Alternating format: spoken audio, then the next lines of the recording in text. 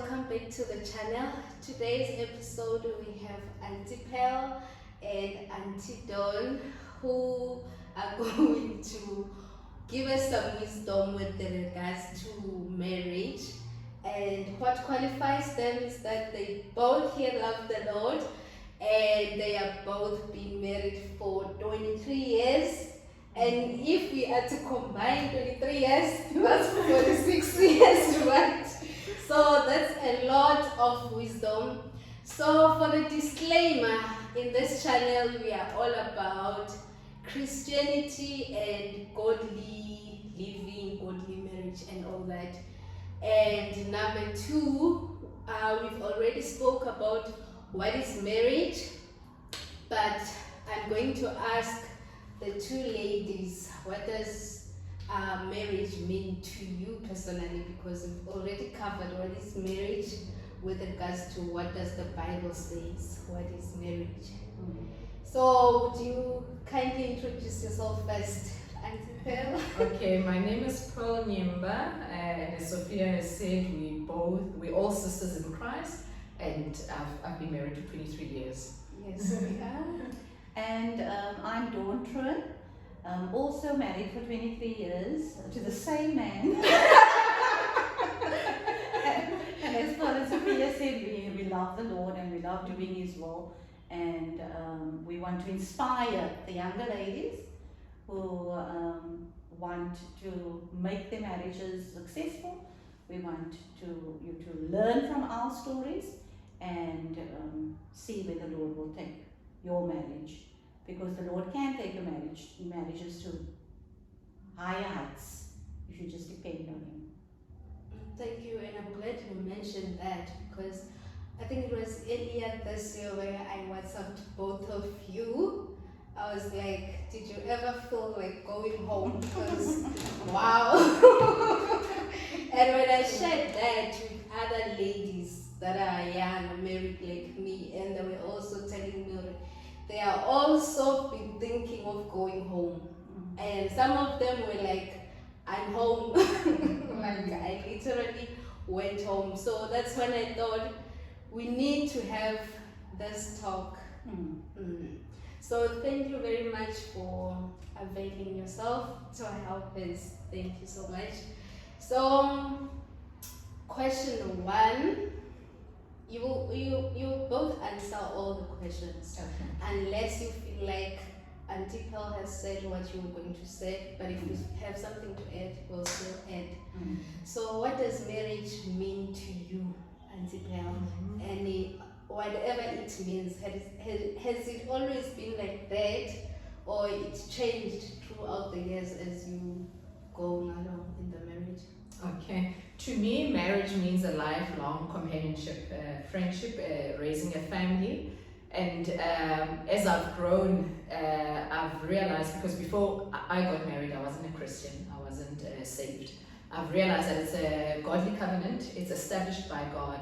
And with life experiences, I've also realized that marriage and family are it's like a building block of society, because we see families being attacked, from so many different levels, and then society can't exist without family. So that's what I've learned as I've remained married, that it's very important for your society. Marriage to me, Sophia, means that I'm never going to be alone. Before I got married, I looked at marriages inside of the church, and it disillusioned a person a little bit because I grew up in the church. But my parents stayed married for 55 years. Wow. Before my father passed on. So that was an example to me of the fact that I will never be alone. I grew up in a very big family, 5 siblings, and there were always people in our house, cousins coming to come stay for extended periods of time and so on. So we always had lots of people around us. And I could never imagine myself ever being alone. I don't like being alone. I don't like being alone. But marriage is knowing that I'm going to have a friend at my side until the Lord decides that it's time for us, for our paths to separate. And that will only be death. Because that was a decision that I made long time ago. That nothing is going to separate us. Will only be death. Wow. So that's what marriage means to me. That I'll never be alone. Okay. So, Sister Pearl, you mentioned that family is like a community. So my question is, out here, there are people who are discrediting marriage. If you're getting married, it's like you're doing a backward thing. How did you guys stay 23 years of marriage in this kind of society? We're not gonna paint a rosy picture, you know, like anything, you know, there's learning, there's challenges, but at the end of the day, I think if you've got a complete view, like what Auntie Dawn mentioned, that it's a lifelong commitment, and I think as we learn and as we grow, like for myself, I had the example in my parents were also married for 32 years, I think, when my dad passed away. And I could see the relationship, but you see it. I don't know, maybe at surface level because you're a child, you know, emulating older people. But as I've grown in the church, I know my place and I know my husband's place, and I'm so thankful that I've got the role that I have, because in as much as we can wish to be in control or to lead, I wouldn't know how to figure that out, you know. And I think because God created us, He knows what our place is in a marriage and society. It's once you, how do I put it? Once you embrace that, it makes life much easier for us, you know, in terms of where my place is in the marriage. And then, because most of those things come naturally to a woman, you know, like being nurturing, raising kids, you know, doing, you know, like feminine stuff, you know, being the softer, you know, weaker sex as the Bible refers to us. It just makes life easier. So it's easy to then block out everything else, because I know we always talk about owning your reality, you know, that you can't wish for other things when you know where you are in your place. So I think it's very important to know our place, and not in a bad way, but I mean it just makes life easier, because you know what you're capable of and you know what you can achieve. So I think that's what makes it easier to then be able to block out anything else that can be a distraction or, you know, a disturbance in your married life. I completely agree with that. You know, God had a plan for marriage, and if we can only stick to the plan that God had for marriage, then everything will work out. We listen to all of the noises, as Auntie Pearl said. There's lots of opinions and views, and people will say what they want to say. They will veer off the path that they want to veer onto. But if we know what the plan of the Lord was always for marriage, then we will stick to that plan. He gave the husband his role, He gave the wife her role, and as backward as that might seem to people, the will of God is a perfect will. And if we only stick to His plan, then everything will work out. We're going to have our challenges, undoubtedly. We're going to have our challenges. But that is where, that's how we're going to learn to navigate this journey called marriage. Because we're going to learn from one another. We are going to focus on each other as husband and wife. Stay in our lane. Do what God expects me to do. He must do what God expects him to do. And it will work. And you're chatting to us now after 23 years, maybe 7 years. So we would have learned what we've learned now. You know, like I would laugh, I would make a joke about, you know, when you're chatting to friends and colleagues and whatever, that now, I mean, maybe 10 years ago, I would pick up the socks that I left in the lounge peacefully. I don't even have stress, because I've figured, I've spoken about this thing, about the socks that I left in the lounge. They're not moving from the lounge. So for my own peace of mind, you move past that and then you pick them up, you put them in the washing basket. I'm the one who wants them in the washing basket, you know. So those kinds of things, but many years ago it wasn't the case. That's what I'm saying. So it's things that we have learned, with the passing of time and with getting to know each other, as partners and mates in a marriage. Yeah, it wasn't easy. You come home, you've got washing on the line, and it's raining, and the father is watching TV, and you're thinking, oh, they couldn't. They're gonna win these slows. But I mean, we must also be thankful that those roles come easy to us. Do you get what I'm saying? Because at the end of the day, if you had a husband that did all those things that come naturally to you, you wouldn't know your place, you wouldn't know what to do. You know, do you get what I'm saying? So just like yes, some people are gifted in different ways, but I think with time, it just makes things a bit easier. We learn, we forgive, we move past it, and we dealing with different things on a continuous basis. We're not just going back, to the issues that we had long ago, because we just moved past that. That's what I'm saying. In as much as it may seem that like it's easy, it wasn't easy, but when we learn, when we know better, we do better. At that point, we didn't know. We're still finding our place. And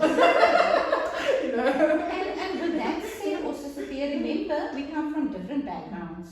Perhaps you grew up in a family where there were just a lot of females, and you had to learn how to change a car tire. You had to learn how to see that the foundation is straight or whatever. And things like that wouldn't even cross my mind, having had a household of brothers who would have done those things. But then you come into your marriage, and you come into your marriage with his background and your background, and you have to marry those two things. But once again, if you stick to the plan that God set for us, because when we come into the marriages, I have my vision and he has his vision, and we didn't even talk about our separate visions. And we come into the marriage and we find out, my vision is nowhere close to his vision, and you work your way towards one another. And that is why after 23 years, a person can say, oh, we've navigated those potholes, because there's massive potholes that you have to navigate. Okay. So what drew you to your husband's? It's probably the same answer.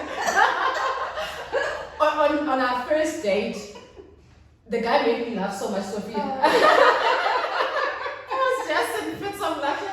I wasn't thinking marriage then, but I mean, that's what drew me to him, because I just laughed the whole day. We actually watched a wrong movie. We went to a movie and we realized, no, this is a wrong movie. When I presented it, we were young, and no, it was just not that. We walked out maybe 15 minutes after the movie and we just chatted and had coffee and whatever. Do you know what I'm saying? I mean, you could have thought we started on the wrong base, because we both didn't know what movie was going to be shown. It was like during a school vacation, a university vacation, and they had activities that they had planned for us, so we went for that date, and then so that basically I loved that whole evening, and I think that's what really drew me to him, and I'm still laughing today. Kids don't think these jokes are funny, but I'm always in fits of laughter. They always say, it's always in the bedroom, Dad, and Mom,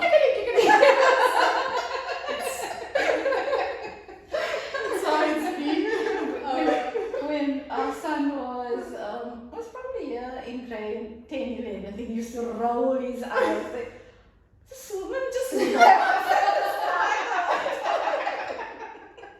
not even that kind.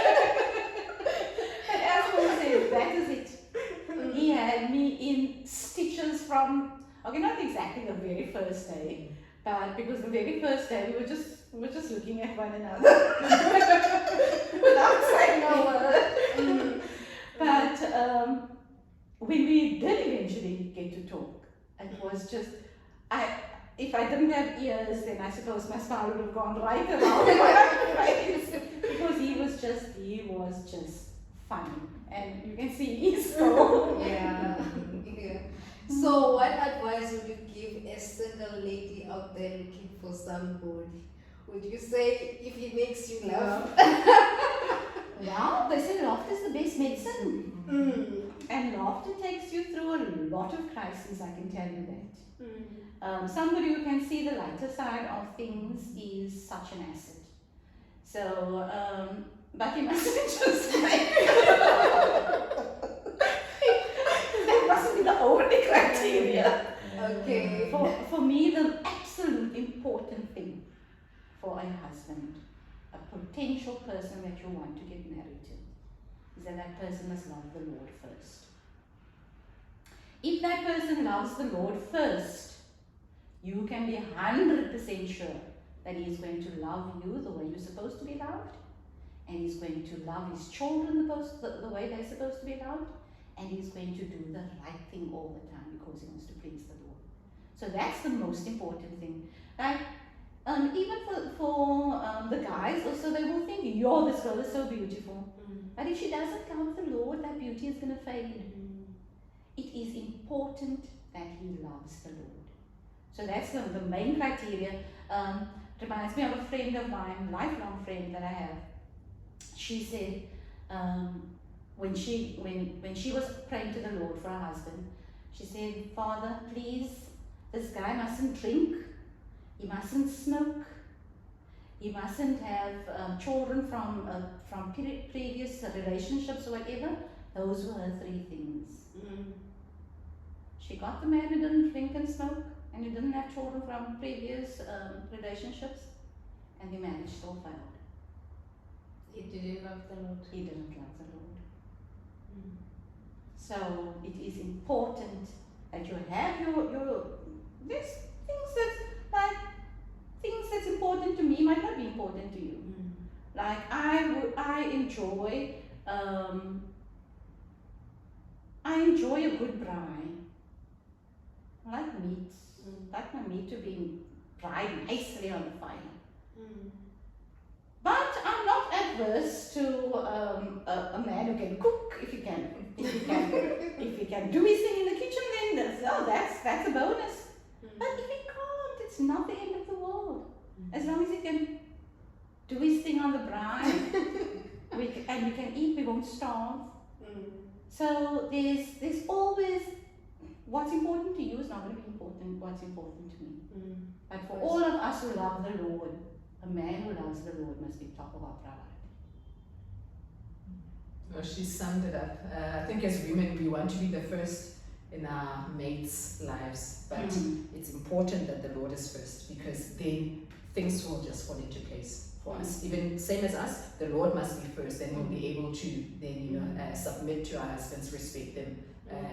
And that's a lesson that I also learned in my marriage. Like I said, I wasn't a Christian before I got married, but it's something that I've learned in my marriage and becoming a Christian. It's very, very important. We want to be first, as women.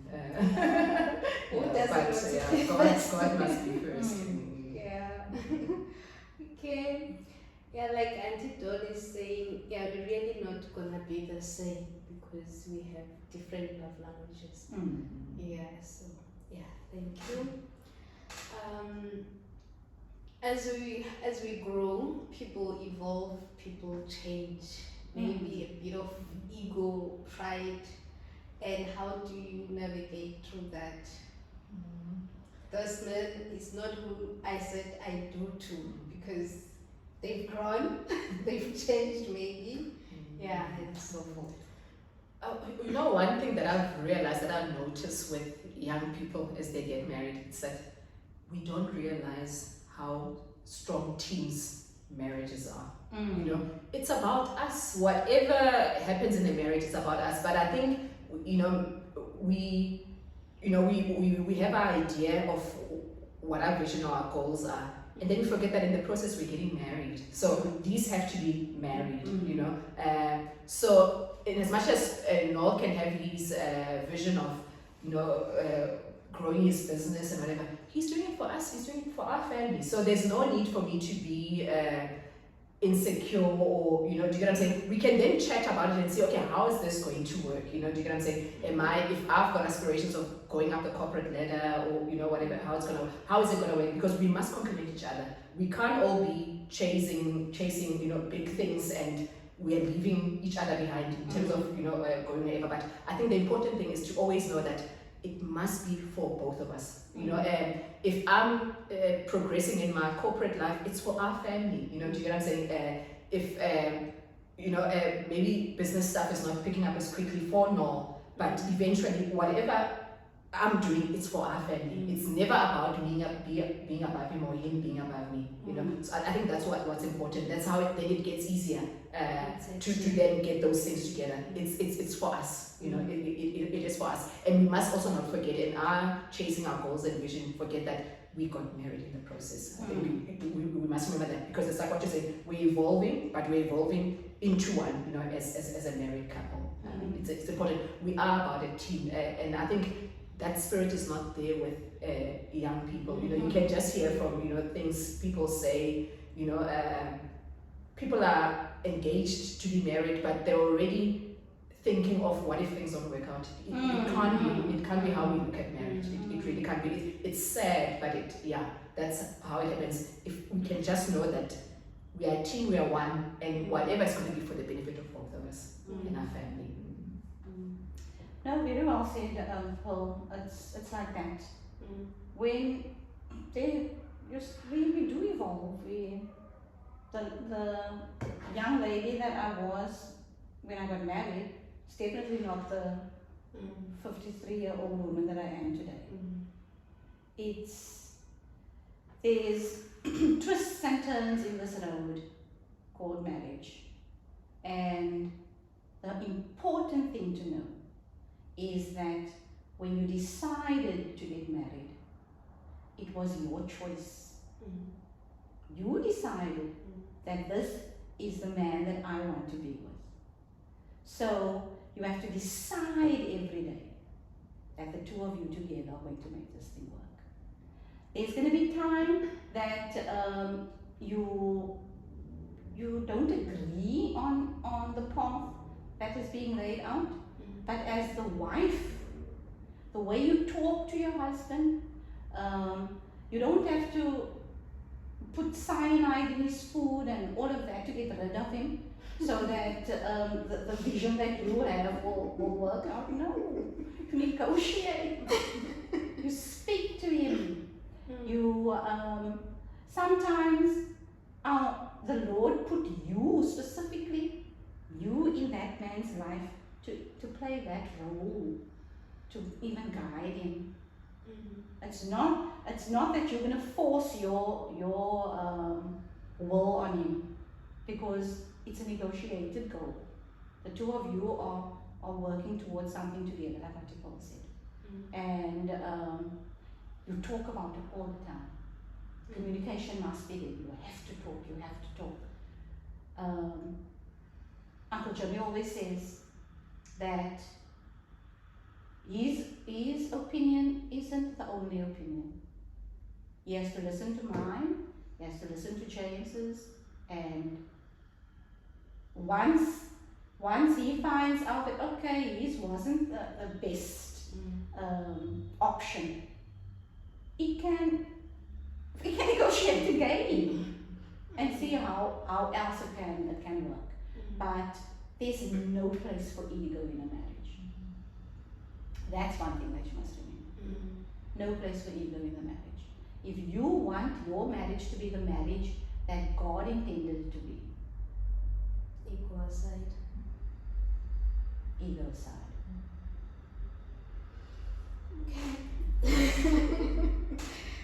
What you were mentioning there about negotiating, I don't know if I should skip to that question, because I have a question that says, have you ever felt like you've spoken to your partner, tried to address issue, or how you felt, Mary, they just don't get it? Oh yes. Oh yes. That has happened often. And even in those times where we don't see eye to eye, it is a matter of, isn't this perhaps a time for me to just to just stand back and let the thing play it out the way he wants it to happen now. Mm. And then if it doesn't work out, don't tell him, I told you so. Because that's where the big fights begin. If it doesn't work out, then you just say, okay, perhaps we should look at a different angle. Because the I told you so is not going to help in the situation. And as I said, no place for ego. If it didn't work out, or if he's not listening to you, if he's not seeing your way of how this must work out, then perhaps you don't see what he's wanting to, the way that he wants it to work out.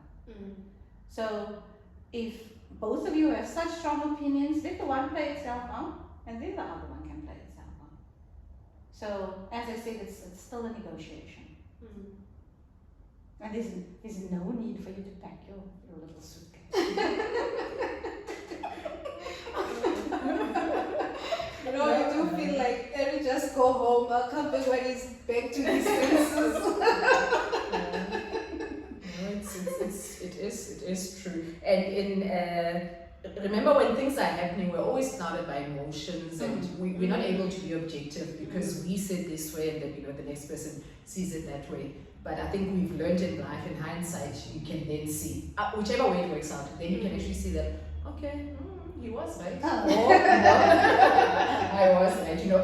Anything can play itself out, but it's just a matter of being patient and always knowing that we don't do things to be malicious. We don't do things to hurt the other people. In as much as my opinion, it's not really to prove myself that I'm smarter or whatever, and that's not the case with with your partner in a marriage. So I think as long as we know that, it's okay then to make mistakes, because that's just how life is. We learn from our mistakes. I may be wrong, he may be wrong, but it will play itself out. We will know, which is the right thing to do. And remember, Sophia, your marriage is your safe place. If you can't make mistakes in your marriage, where you can actually say, Dinkley, I made a mistake. And then you move on from there. When you start saying, I'm sorry, I made a mistake, perhaps that wasn't the best way to do it. When you start saying those things, then he thinks, okay. Wow. So if she can say I'm sorry, then perhaps I should also say I'm sorry. And that's how you grow closer and closer and closer towards one another. But somebody's going to need to take the first step. You remind me of, I can't remember. I don't know whether it was Saturday lesson, Sunday, or Bible study. I remember somebody saying, Christ died. He was not wrong. For us, it's always, how do I apologize if I'm not wrong? But that person was saying, Christ died, but he was not wrong. Even though we were wrong, he died for us, for our sins. And I was like, I never thought of that way.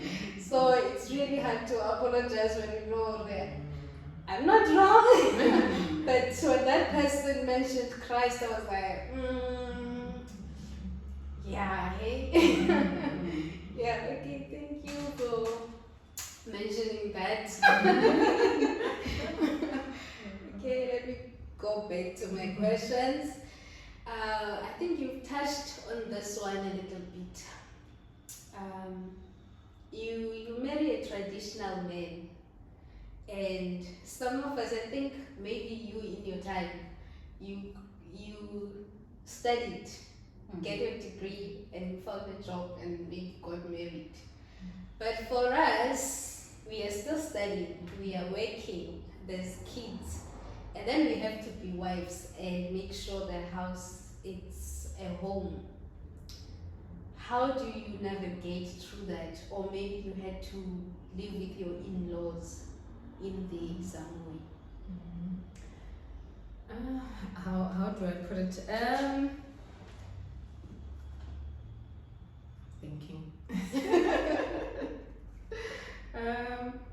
Okay, I'm gonna deal with the last part about in-laws and stuff. Yeah, sometimes it's unfortunate that we end up in that scenario where you live with the in-laws, but ideally, so that we can both learn to take our part in a marriage. A man must leave his mother and father and cleave to his wife. Because otherwise the roles are going to be blurry. You know, my father's going to want to be the father in our home, or his father's going to want to be the father. When's the husband going to be able to, you know, pick up and learn what he's supposed to do in his home? Yeah, so sometimes it is, you know, you are in that situation, but I think it's ideal that you, as quickly and as, you know, possible as it can be, that you get out of that scenario, that then you can both be, you know, be able to stand on your own, and then start practicing what this partnership and covenant is about. You know, then I can be the wife that I ought to be, and the husband can be the husband that he ought to be. And then when it comes to roles, like what you're saying now, unfortunately we're living in a world where we must survive on 2 income households. That's what we have now. But we mustn't forget what our roles are. We must never forget what our roles are, and that's why, you know, you will then get help. You know, if you're able to, you know, somebody to assist. But I think in terms of being a homemaker, that is our role. And as much as we remember even those 2 household incomes is because we want to afford the things that we want. Then, you know, you can be able to get a helper, you know, to come and help you. But that helper is coming to help me, because I'm not able. Remember, I'm working as well as I'm supposed to be a homemaker. I'm supposed to be raising kids and, you know, making a home for my husband and my children. So we must always remember that person is there to assist me, but it can't be done that, you know, I'm leaving everything to him. When Lord asks me for his shirt, I'm sending him to the helper. It can't work like that. We must always remember what our roles are. Yes, it is tiring. Yes, it can get to us, but we must own our reality. That's you know, we must know our place and know, because those are the things that we're saying creates a safe home, you know, a safe space for both of us, you know, so that the husband knows when he comes home, he's gonna get a warm meal that's prepared with love, you know, and you know, those kinds of things, so that then things fall into place when we know what our place is and what our role is according to how God wants a marriage to work. You know, so yeah, you know, it's not always easy, but that doesn't mean we must then disregard what our roles are. Do you get what I'm saying? We must get frustrated and, you know, throw our hands up and like, no, you know, I've been working the whole day and this guy's just reading the paper or whatever. But the guy also has to do the garden. The guy also has to protect you at night when you hear noises, you know, or whatever, you know, you're gonna sit and you're not gonna get up. You know, when he's also been working, you know. Also understand that, you know, also when he comes home, you know, we've got news and we've got things that we want to talk about, but I don't really want that. I just want to chill. And those are things that you learn, you know, so that you then realize that it's not always, you know, about me. Like we did was it Fascinating Womanhood? Yeah. I think we did a study on that, around that, and saying, like, even us as women, we rely so much on men to make us happy. And there's so many other things that we can do that make us feel good. You know, like they were giving examples about, you know, phoning a friend, taking a walk, you know, taking a bath, you know, those kinds of things. That, but no, no must make me happy. You know, I must just be there, be watching him, listen to me, you know, hear what I have to say. So those are the things that, you know, you learn as you go. That no, man, it can't just be his responsibility. You get what I'm saying? Yeah, you know, he doesn't listen to me, he doesn't do whatever, you know, I want to talk, but we've got friends, you know, we've got sisters, you know, that can fill that role. You know, when he's able to, you know, then he can, you know, fill those shoes or, you know, assist you in that regard. But there are other things that we can do for ourselves without, you know, putting the husbands, you know, under pressure. And I was also thinking, even in terms of their role as well. Sometimes we just want them to hear us about it. We just want them to listen. Hey, and they are so solution oriented. We're just talking. Oh, and then, yeah, so, yeah, you and Sophia, this one was no, man, I don't want a solution. Just listen, that's it. You know, so I think they're also learning in that regard that, you know, because now the topic is changing. You were so excited to talk. Now you're just so they can also gel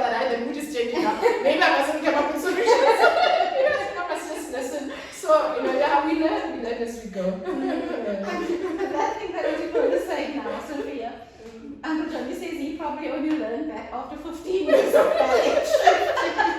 He said, oh, okay, she just wants me to listen. I don't need to have a solution to the problem. Because while I'm talking, his mind is spinning. How is he going to sort this problem out for me? But sometimes you just want to get something off your chest, vent, and it's off and it's gone.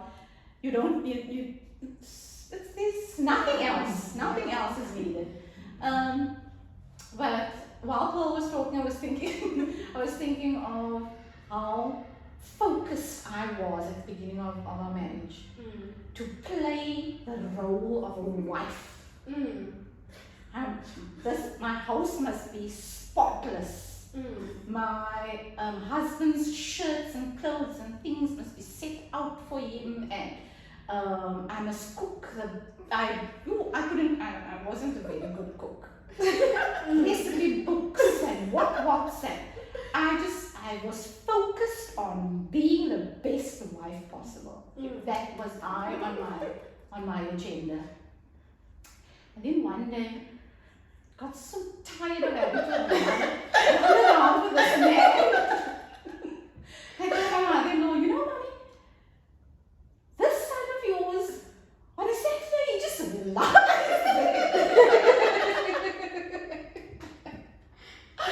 I feel I'm out of breath. I'm trying to do everything. So she said, when you found him, he could do everything. You made him like that. You created this monster. So, I had to take a step back and I realized, I'm not superwoman. My mother did not have a full-time job when she was raising her 6 children. I had a full-time job.